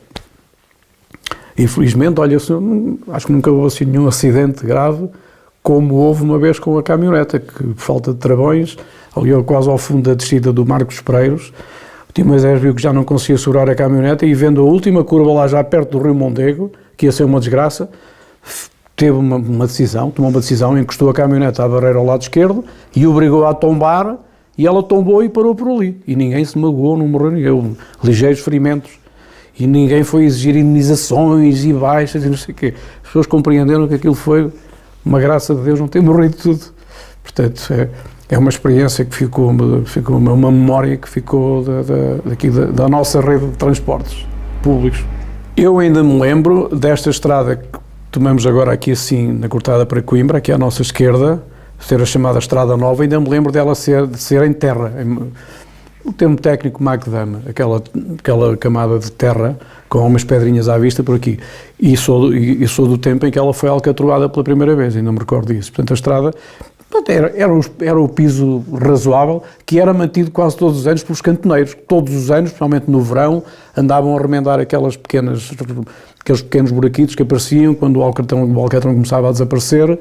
Todos os anos faziam essa manutenção. Havia aqui cantoneiros, havia aí um que era o Tizé Bragança, que além de cantoneiro também era barbeiro. Ao sábado também abria a sua barbearia, como havia aqui várias dos estabelecimentos antigos, que é uma coisa engraçada também. Acho que era interessante fazer um trabalho histórico sobre os antigos estabelecimentos comerciais que havia em Malaguês, desde barbeiros, sapateiros, ferreiros, tanoeiro, o latoeiro, as costureiras, as mercearias, que havia várias, enfim, era um trabalho interessante sobre a atividade económica da freguesia, mas só de Almalaguês já tínhamos aí material para fazer um trabalho interessante sobre essa vertente, da vertente de serviços, especialmente a nível portanto, das profissões que entretanto desapareceram. Havia então sapateiros? Sim. Barbeiros? Sim. Todas essas... Alguns a tempo inteiro. Por exemplo, havia aqui um que era o Tio Ângelo Sapateiro, como era conhecido. Ele tinha apelidos, era Ângelo da Silva Pereira Júnior, mas era o Tio Ângelo Sapateiro, trabalhava a tempo inteiro na sapataria. Havia depois ali embaixo também um senhor que era o António qualquer coisa, agora não me recordo o nome dele, que não a tempo inteiro, mas quase, porque fazia agricultura também. Havia um outro ao pé da igreja, que era o senhor Tio Dionísio, também. Olha, coincidência engraçada, tanto esse ao pé da igreja como este senhor aqui, o Tio Ângelo, tinham tido poliomielite e ficaram com uma deficiência nos pés, daí que não podiam exercer uma atividade profissional qualquer na agricultura, então eram sapateiros também porque lhes podiam exercer essa profissão porque não lhes exigia mobilidade. E eles ambos tinham esse problema de deformação nos pés. E havia um ou outro, pronto, que fazia aí nas horas vagas, fazia um bocadito de sapateiro. Ferreiros, eu lembro-me de dois, um aqui perto da Casa Museu, aqui atrás da Capela de São Sebastião, que era o tio Maurício, o pai, o filho e um irmão, que ainda não há muito tempo fazia algumas coisas também na forja, não muito tempo, quando falamos há muito tempo, também vou falar já há mais de 20 anos. O tanoeiro, o homem que fazia estas pipas de madeira, o António Firmino, também já faleceu. Sei lá, tantas. Costureiras eram várias que trabalhavam a tempo inteiro. E tinham sempre que fazer, tinham sempre trabalho. Os sapateiros faziam os sapatos desde a origem? Faziam, sim, embora era mais reparação, consertos, mas faziam sapatos, botas com sola de pneu, mas era mesmo pneu. Agora há umas imitações, mas... há umas imitações, e que, claro, que representa e recupera um bocado essa imagem, mas era mesmo pneu. E acontecia uma coisa muito engraçada, várias coisas engraçadas. Primeiro, quando o sapateiro trazia pneus para fazer rastros para as botas de trabalho, que eram botas de trabalho, aquela bota cardada, como nós usamos na confraria, a bota de meio cano, por vezes tinham um azar que quando iam cortar o pneu, nem todos os pneus tinham telas de arame, mas alguns tinham, e não vinha lá escrito, eles não viam, e lá ia uma faca à vida, porque o pneu tinha arames, e esse não servia para fazer solas, porque não podia recortar. Por outro lado, o aro, aquela parte do pneu que está em contacto com a jante, dava um arco muito bom para a rapaziada brincar, e aquele era disputado. Quem tinha um arco grande era um senhor, era o Ferrari das brincadeiras. Havia aqueles arcos mais pequeninos, que o sapateiro fazia o favor, e não sei se depois cobravam dinheiro, fazia o favor de cortar aquele aro para depois oferecer ao filho, se tivesse. Não, o arquinho era para o filho, para o filho se tinha filhos. Ou então para a miudagem daí, que disputava aquilo como quem disputava um brinquedo dos bons. Portanto, tinha essa vertente também. Lembra-se das brincadeiras que tinha em criança? Sim, estão a acabar de falar numa, por exemplo, com o arco. Eram os brinquedos que eram construídos por nós próprios, não é? Com um canoilo, que é aquela parte, o canoilo é aquela parte do pé do milho, não é? Tem aqueles nós tipo cana, não é? Com um canoilo e 4 figos verdes, fazíamos um carrinho.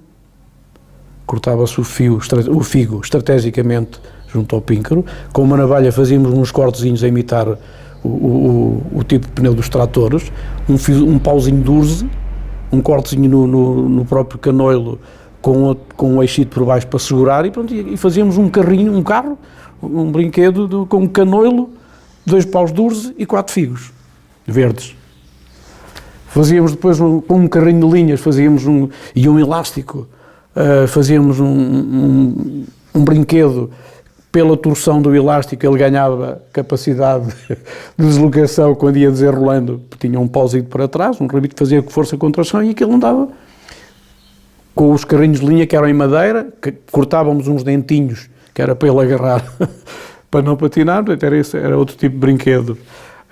As carretas, que eram um pau com 2 travessazinhas em baixo e um rolamento, quando conseguimos arranjar rolamentos, que eram peças mecânicas que nós conseguimos das oficinas, não muitas, e fazíamos uma carreta que encostávamos aqui ao ombro e deslizava à nossa frente com uma travessazinha, e depois os carros de rolamentos, também com rolamentos de metal, que era uma tábua, uma peça à frente que girava para dar direção, um eixo com 2 rolamentos, 2 atrás, tínhamos um carro de rolamentos, que era empurrado por outro atrás com um pau, ou nas descidas dava jeito para dar grandes trambolhões e grandes morradelas nos joelhos e cotovelos. Era esse, pronto, mais brinquedos, claro. Havia um outro brinquedo quando havia as romarias, por exemplo, quando os nossos pais e avós ou familiares iam à Senhora da Piedade, à Santa Quitéria, aqui ao Santo Amaro, ao Senhor da Serra, a Miranda do Corvo, em que, por vezes, comprava-se um brinquedozinho, mas não eram brinquedos às carradas, não é? E ainda me recordo que os brinquedozinhos de lata, que eram giros, era o que havia, e, portanto, eram os brinquedos. Mas nem todos tinham assim, brinquedos assim à descrição. Excepcionalmente, o filho do professor primário, o Rui, tinha muitos. Pronto, o pai tinha o poder de compra. Na altura eu recordo-me que quando começaram a aparecer aqueles carrinhos, aquelas miniaturas, que eram miniaturas fiéis dos modelos de automóveis que havia na altura da Matchbox e da Corgi Toys, aí sim, isso era um luxo.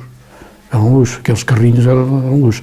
Legos, mais tarde, lembro-me, quando fui para Coimbra, havia um colega meu, de quem ainda hoje sou amigo, que já tinha Legos. Pronto, mas o pai dele já era engenheiro, a mãe era professora, portanto já tinha um conhecimento diferente.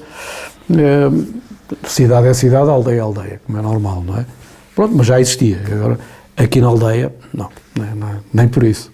Mas claro, tínhamos que inventar os brinquedos, diversos. Com o ar de uma bicicleta, tirava-se os raios, ficava só a parte metálica. Fazíamos um veículo que era empurrado com um pau ligeiramente curvo, deslizava, ou com a tal carreta também, que era feita com um arame, com um carrinho de linhas que empurrava o tal ar de borracha. O ar dos pneus era empurrado era um arame, que tinha na ponta o tal carrinho de linhas, que girando empurrava o ar de borracha. Não é fácil de explicar isto. Não é fácil de explicar, mas funcionava assim. Assim, por tração, o ferro na mão e o carrinho de linhas empurrava o ar. E depois era a ver quem é que conseguia andar mais com aquilo e dar as curvas. E fazíamos competições e corridas com isso. Inventávamos também sticks para jogar hóquei em patins, porque na altura que Portugal era uma potência no hóquei em patins, nós acompanhávamos e fazíamos os nossos jogos aí na estrada. A estrada não passavam tantos carros, 2 pedrinhas ali, e com os sticks, claro, não havia patins, os patins eram os pés no chão, ou o sapato mais velho que tivéssemos para jogar hóquei em patins, e era com o stick. O stick era feito com um pau tradicional. Quando víamos um pau aí na mata, no pinhal, numa terra, um pau que tinha a forma de um stick, está aqui um pau bom para um stick. Era esgalhado, cortado à medida para fazer o stick. Assim. Mas viram o primeiro jogo de hóquei na televisão? Sim, já acompanhámos a televisão, a preto e branco, com a sala cheia. Aqui houve aqui um café, durante muitos anos. O espaço existe ainda, mas transformado, onde está hoje a parafarmácia, onde era o café do senhor Mário Carvalho, que era o tipo Pasta, Mário Pasta. O café era muito giro, era inclinado, portanto as mesas eram ligeiramente inclinadas, onde havia um bilhar de matrecos e era onde nós íamos ver, principalmente ao domingo, durante a semana não havia café para ninguém, mas ao fim de semana, ao sábado à noite e ao domingo, as tardes de domingo eram passadas a ver o passatempo infantil, com os bonecos, do Franjinhas e aqueles bonecos da altura. Já havia banda desenhada de ficção científica, e depois na altura era o Festival da Canção e o Campeonato do Mundo de Hóquei em Patins, que íamos ver ao café a preto e branco. A primeira televisão da aldeia foi a televisão desse. A da aldeia, posso ser corrigido, mas suponho que terá sido a do Sr. Mário Carvalho. Não conheço. Houve uma televisão aberta ao público, provavelmente antes, porque eu recordo-me que ia aqui para Anagueis, ao domingo à noite, ao domingo à tarde, assim, ao final da tarde, com o meu pai, na bicicleta que ele tinha na altura, eu ia sentado no quadro, e íamos para a venda, como se chamava, a loja era a venda, que era taberna, algumas tinham taberna e mercearia, e outras tinham uma salinha mais recuada, mais interior, onde estava essa televisão, no caso da Anagueis. Portanto, eu tenho ideia que uma televisão aberta ao público, primeiro do que aqui no café do tipo pasta, com todo o respeito, era em Anagueis, porque o meu pai levava-me, eu ia com ele ao domingo. E sendo o meu pai, como foi muito amigo e colaborador do Sr. Mário Pasta, é essa a explicação que eu vejo para ele ter primeiro, porque senão, prioritariamente, era aqui. Pronto. Depois houve outra também, na venda havia aqui outro estabelecimento aberto, que era o Tilapa, que tinha mercearia e tinha uma sala ao lado, que ao fim de semana, ao sábado à noite, e por vezes, mais tarde já, durante a semana à noite também abria. Até chegava a cobrar 5 tostões para irmos para lá ver televisão. E que havia séries muito interessantes, o Fugitivo, os Vingadores, enfim, ainda me lembro de algumas séries que davam, principalmente à terça-feira, Noite de Cinema, assim. E o Tilino, lá um bocadinho mais abaixo, que também tinha televisão, no tempo que íamos ver o Tarzan, ao domingo à tarde, a Pipi das Meias Altas, a rapariga, como é que se chamava, a Shirley Temple, também tinha uns filmes muito giros desse tempo, portanto era o domingo à tarde. As pessoas, portanto, o cidadão comum, só muito mais tarde é que começou a ter televisão em casa, não é? Por finais dos anos 70 é que começou já a haver mais televisão em casa. Recorda-se do ano em que viu uma televisão pela primeira vez? Não, terá sido, eu nasci em 58, há de ter sido em 60 e qualquer coisa. Muito provavelmente ainda antes de eu ir para a escola. Eu fui para a escola, portanto, com os tais 7 anos e meio, portanto, em 65, 66, terá sido por essa altura, sim, a primeira vez. Todos os rapazes tinham uma bicicleta? Isso é que era bom.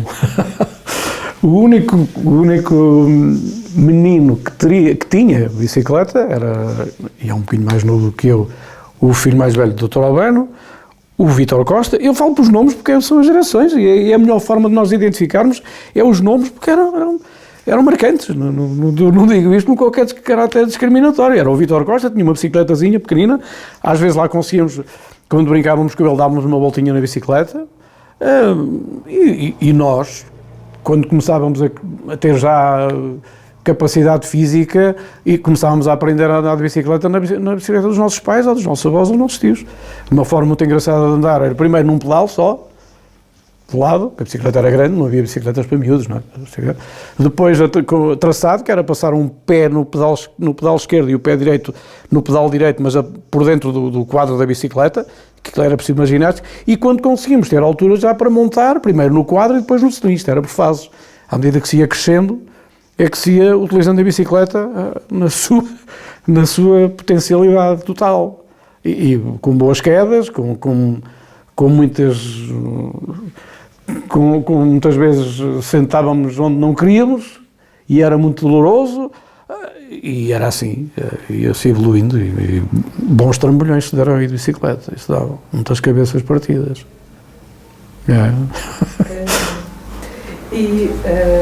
As meninas podiam brincar com os rapazes? Na minha geração, não posso dizer que não. Nós já fizemos, por exemplo, ainda sou do tempo de brincar às escondidas, ao final do verão, nos dias maiores, não era mais rapazes. À noite, era mais rapazes. Mas durante o dia já brincávamos juntos, já havia a roda, brincadeiras com os desenhos do ar plano, como é que é a macaca. Não é? Aqui chamamos o ar plano.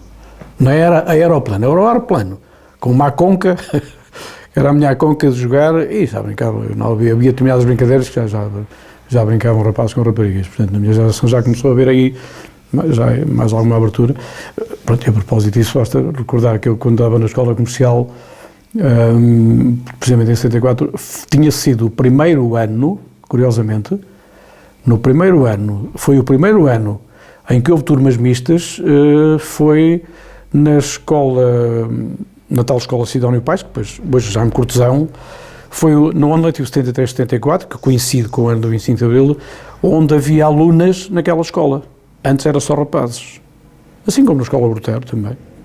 Pronto, mas aqui, a nível de brincadeiras, sim, já havia algumas brincadeiras onde brincávamos onde nos juntávamos com raparigas. Sim, principalmente assim aos domingos à tarde.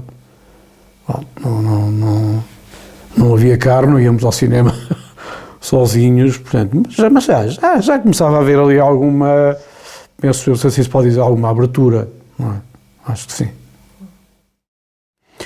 As associações, de uma maneira geral, aqui numa aldeia como Almalaguês, e se calhar como em quase todas, o associativismo surge à partida de uma necessidade que as pessoas têm de arranjar um espaço de convívio. Portanto, era a ausência de televisão, a ausência de transportes para ir aos grandes centros, onde há outra atividade cultural. Penso que vem daí, a necessidade natural das pessoas se associarem e a partir de um jogo de sueca ir aspirando a qualquer coisa mais abrangente. Penso que vem daí, a Associação Desportiva e Cultural de Almalaguês surge daí, a partir de um pequeno clube, um pequeno grupo, que vai evoluindo depois para a parte desportiva e onde atingiu uma dimensão significativa, com participação em competições oficiais no nível de futebol, já depois até no atletismo, onde houve representação a nível nacional muito importante, que depois, enfim, por circunstâncias diversas foi perdendo, mas eu penso que o associativismo vem daí, vem dessa necessidade das pessoas quererem fazer algo mais, e não é por acaso que surgem, por exemplo, nesta freguesia, várias coletividades. Há poucas terras, tirando aqueles lugares, mesmo os lugares mais pequeninos, como temos aí 20 e não sei quantos, 26, vai, chamando-se lugares às vezes com uma casa ou duas, mas é um lugar, tipo Colácio, Ribeiro de Carpinteiro um bocadinho maior, Valcabras também um lugar assim pequeno, ou, sei lá, lugares pequeninos que identificam como lugar, mas onde vive gente, nem que seja uma casa ou duas, portanto estamos a falar de 26 locais diferentes. Mas esses mesmo chegam a congregar-se e criar a sua própria coletividade também. Carpinteiros, Tremo, Casal Novo, Monforte, Rio de Galinhas, Almalaguês, Torre de Bera, Monte de Bera, todos individualmente a nível da própria terra ou congregando os lugarzinhos mais pequenos ali à volta, há aqui uma série de coletividades. Portanto, depois também surge um bocadinho por rivalidade, não é? Por exemplo, aqui o Clube da Amoreira, que é aqui, portanto, temos Almalaguês, Torre de Bera e Amoreira.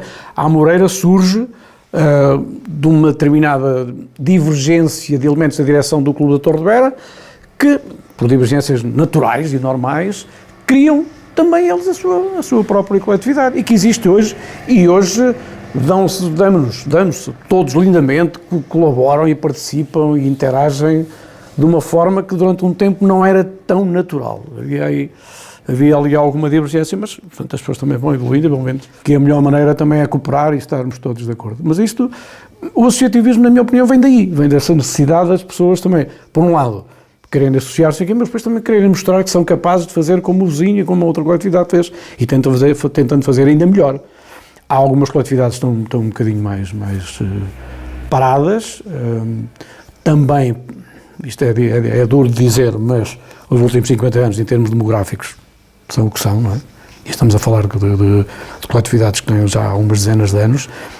As pessoas vão morrendo, não há preocupação, não há reabilitação, e daí que terras onde antigamente... Almalaguês é um exemplo disso. Eu ainda agora, no âmbito da confraria, quando fomos aí distribuir uns convites que nós costumamos fazer para as pessoas porem as colchas nas varandas e nas janelas quando passa o cortejo do capítulo, eu mandei fazer 60 convites e fui eu e um confrade, o Tito, fomos por aí abaixo, só nas casas que estão efetivamente habitadas, e só não pusemos em duas que estão habitadas por pessoas que não eram de cá e, portanto, essa tradição não lhes diz nada, só não deixámos nessas duas. Não foi por qualquer desprimor, mas foi que não fazia sentido que as pessoas não vivem essa tradição. Podemos ter posto na mesma, só um pormenor, porque há pessoas já que estão a vir viver para aqui e que não têm essa vivência. Portanto, mas o importante é este dado estatístico. Nós não distribuímos, não deixámos nem 30 convites na rua principal. E eu já disse assim, fazemos 60, assim, pronto. Se sobraram, ficam para o ano que vem, mas tem lá a data, é só alterar. Mas nós, acho que nem 30, portanto, nós na rua principal não temos neste momento nem 30 casas habitadas. E posso dizer que há muito mais do dobro de casas vazias. E, portanto, em terras mais pequenas, reflete-se isso também, e daí que a dimensão humana não há capacidade de manter as coletividades todas em funcionamento. Embora haja outras, por exemplo, o Torre de Beira, Almalaguês, são as mais assíduas em termos de funcionamento. Torre de Beira nunca esteve fechada desde que foi criada, em 70, nos anos 70, penso que ainda antes do 25 de Abril também.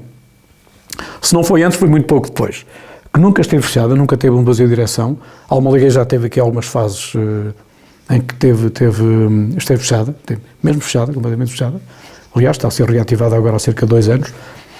E, portanto, o associativismo é fundamentalmente isso. É essa ideia de participar, de colaborar, de fazer coisas. Claro que depois as pessoas, se não houver renovação, não é? As pessoas pegam um ponto também cansam um bocadinho, não é? Física e mentalmente.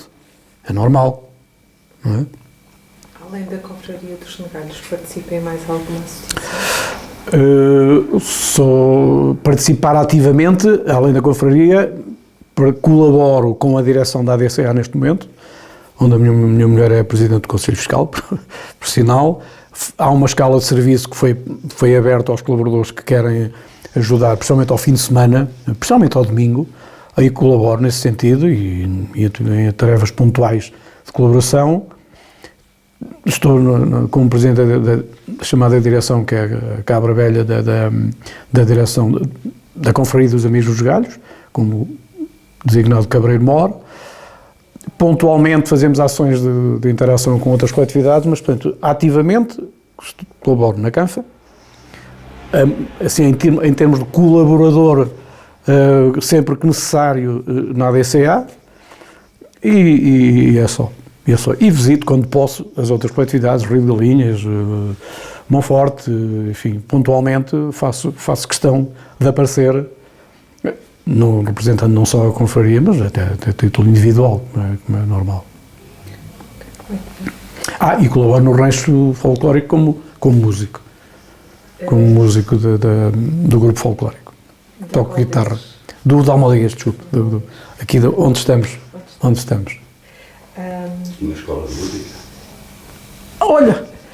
Boa! Escola de Música do Cavaquinho. Olha, estava-me a esquecer dessa. Desculpa. Ainda bem, obrigado, Alberto. Como é que é ainda viver em Almalaguês?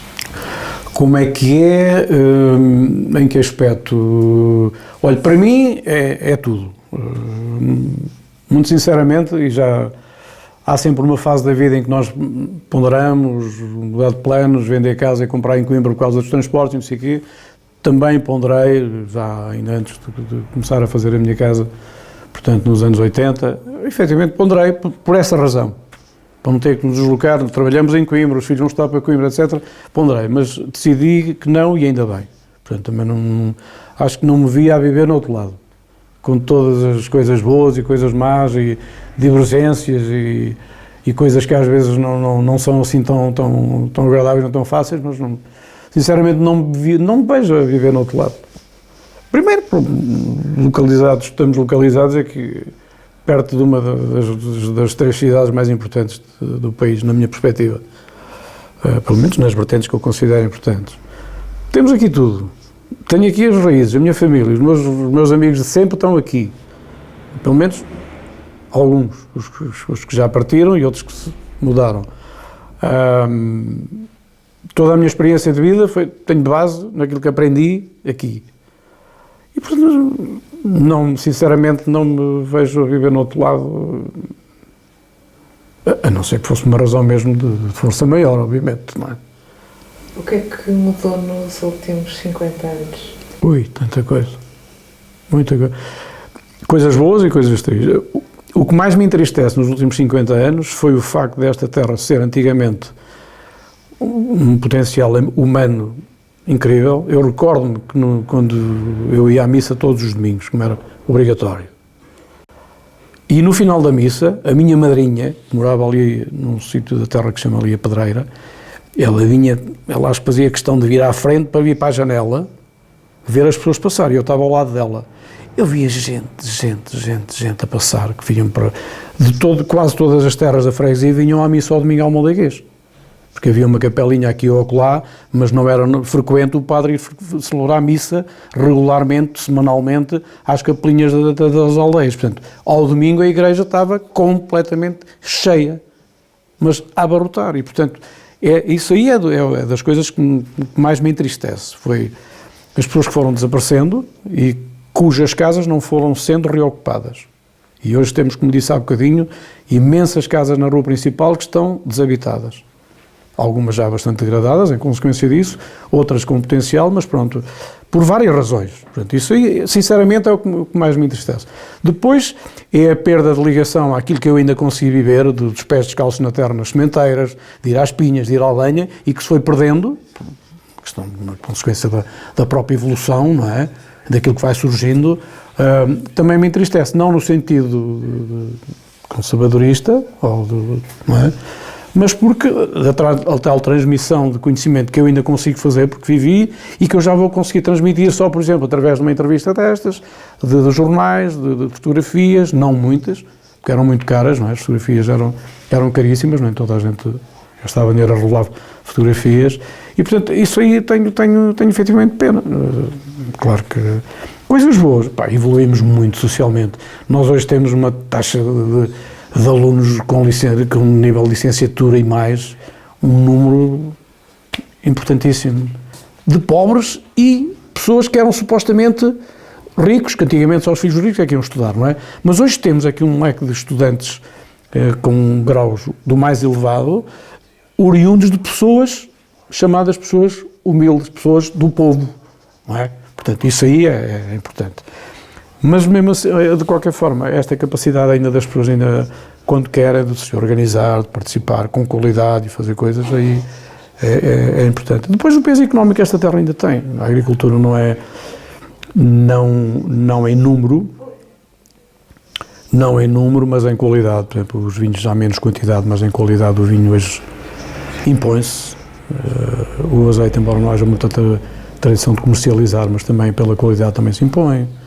Enfim, acho que é uma terra que tem uma palavra a dizer em muitas coisas a nível do concelho e da região. Conseguimos manter o artesanato, conseguimos manter música, conseguimos manter gaiteiros, conseguimos manter as tradições gastronómicas, mas numa perspectiva de vivência autêntica. As pessoas, por exemplo, para entrar na Confraria dos Galhos têm alguns compromissos, e uma delas é ter a vivência do Negalho. E o que é certo é que as pessoas participam, vivem e gostam. Portanto, a nossa confraria não é, eu não queria utilizar essa expressão porque posso ofender alguém, a nossa confraria não é uma feira de vaidades. Quando fazemos o capítulo não é um desfile de individualidades célebres ou ilustres. A nossa confraria é aberta a quem quer entrar na confraria, desde que se identifique com estes princípios gastronómicos e culturais. E não é por acaso que nós já temos dito isso e queremos ser uma confraria, se calhar, mais cultural do que gastronómica. Pronto, mas para não ser incorreto, tão cultural como gastronómica, porque as duas coisas estão associadas e a organização do Encontro de Gaiteiros vai precisamente ao encontro disso, que é um evento que vem da gastronomia, não é? Mas passa para a vertente cultural e hoje o Encontro de Gaiteiros é um acontecimento marcante, já não dizemos a nível nacional, mas internacional. Temos já a representação da Galiza, havemos ter brevemente a representação da Escócia, não tenho dúvidas, e quem sabe, onde houver gaitas de foles, onde estar presentes no Encontro de Gaiteiros num ano destes que há de vir.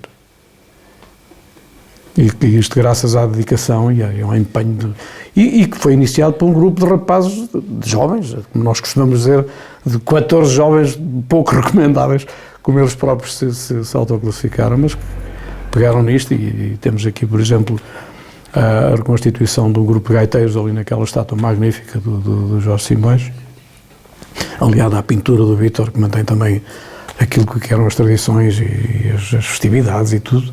Esta casa aqui, onde tenho aqui memórias desta casa onde estamos, que era uma casa de família, e onde eu, com 16 anos, ajudava, trabalhava e ganhava dinheiro, aqui por conta do tio António Lente, que era assim que era chamado, a esmagar a caixa naquele esmagador que está ali, penso que é aquele que era preciso quase comer um boi para ter força para girar aquele esmagador, com os caixas às costas. Esta adega chegou a ser uma das maiores de Almodóvar.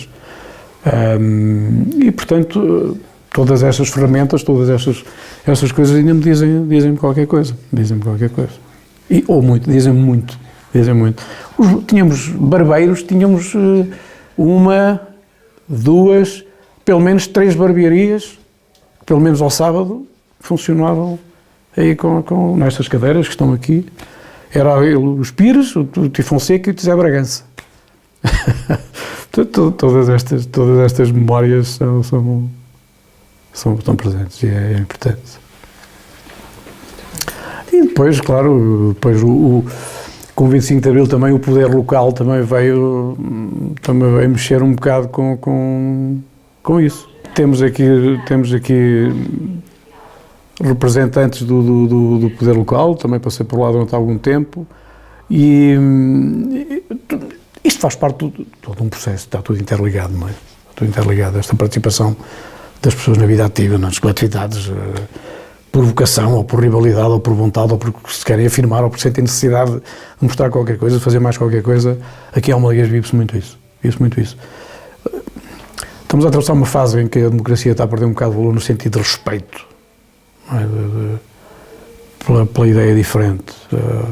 Acho que há uma tendência muito perigosa, na minha perspectiva. Já estou a fugir um bocadinho também ao âmbito, depois também, mas estamos a atravessar uma fase muito perigosa, que é classificar as pessoas que não concordam comigo, insultá-las e classificá-las como, no mínimo, burras ou cegos, que é uma coisa que há muita tendência a dizer assim: o pior cego é o que não quer ver. Mas não quer ver o quê? O que eu vejo, podes ver de maneira diferente. E nós estamos a passar numa fase que culpamos dos males todos que existem, dos problemas que existem, culpamos o 25 de Abril e a democracia. Eu acho que isso é muito perigoso. A culpa não é do 25 de Abril nem da democracia. É das pessoas que, à boleia do 25 de Abril e da democracia, enfim, tem seguido o caminho que tem sido seguido. Mas se lá estão, foram eleitos por alguém, não é? Foi feliz? Fui. Em que contexto? É feliz? Sou feliz. Considero-me uma pessoa feliz. Dizer assim, realizado? Não, há muita coisa, houve coisas que eu gostaria de ter feito, poderia ter feito e não fiz, por culpa própria, porque enfim. Mas estou feliz neste sentido. Como disse um ator, que eu não sei o nome, peço desculpa ao José qualquer coisa, participou em umas novelas engraçadas, no tempo que ainda havia umas novelas. Um ator que disse uma vez que eu não tenho tudo, mas não me falta nada. Que é uma frase para mim, com a qual me identifico muito. Eu sou feliz nesse sentido. Vivi aqui sempre com a minha família, os meus pais deram-me o que podiam, não era aquilo que eu queria, mas deram-me o que podiam, e eu não os podia exigir muito mais. Consegui que eles me transmitissem um determinado número de valores, que eu acho que são importantes e que são intemporais. Tenho aqui grandes amigos, tenho as minhas filhas, tenho os meus netos, vou ter mais um neto, se Deus quiser. A minha filha mais velha vive em Coimbra, mas a mais nova vive comigo, vivemos na mesma casa. Estou perto de Coimbra, estou perto de tudo, não me falta nada, quer dizer, se precisar, felizmente consigo adquirir aquilo que eu preciso, não é? Não estou a pensar em ter coisas megalómanas, mas considero-me, sim, sou feliz, e porque vivo em Almodóvar também. O facto de viver aqui contribui em grande parte para essa minha sensação de bem-estar. Claro que a felicidade não é completa, não é? ambicionamos sempre mais qualquer coisa. Mas o facto de viver aqui com estas pessoas, com estas rivalidades, com estes maus feitios que eu às vezes enfrento e diz, tens um mau feitio, não sei o quê, mas somos amigos, bebemos uns copos quando passamos nas adegas, não sei o quê. Acho que no fundo e ter esta noção que me faz ter muito medo, que é a banalização da paz, do bem-estar, das relações entre as pessoas. Estamos a partir para um conceito tipo medieval, que é, aquele terreno não é meu, mas eu vou lá, invado e agora é meu. Estamos quase a querer caminhar para este tipo de situações. Isso aí preocupa-me bastante. Tenho muito medo disso. Porque não há necessidade. Se nós aqui nesta terra vivemos em divergência e conseguimos harmonizar, e hoje está tudo bem, não há divergência, as pessoas colaboram, já não se identificam como da fração A ou a fração B, ou a fação, para eu dizer. Mas acho que não deve sentido, sim, sou feliz. Os pais que tive, o meu pai até, por exemplo, o meu pai até tinha um feitio um bocadinho rigoroso e não sei o quê, mas eu não digo assim, o meu pai era isto, não, respeito e sinto a falta dele como normal. É este o meu conceito de felicidade, não é viver na abundância, é ter o suficiente e termos valores e termos pessoas com quem podemos contar e que sabem que podem contar connosco também. E é esse exemplo que eu procuro dar também.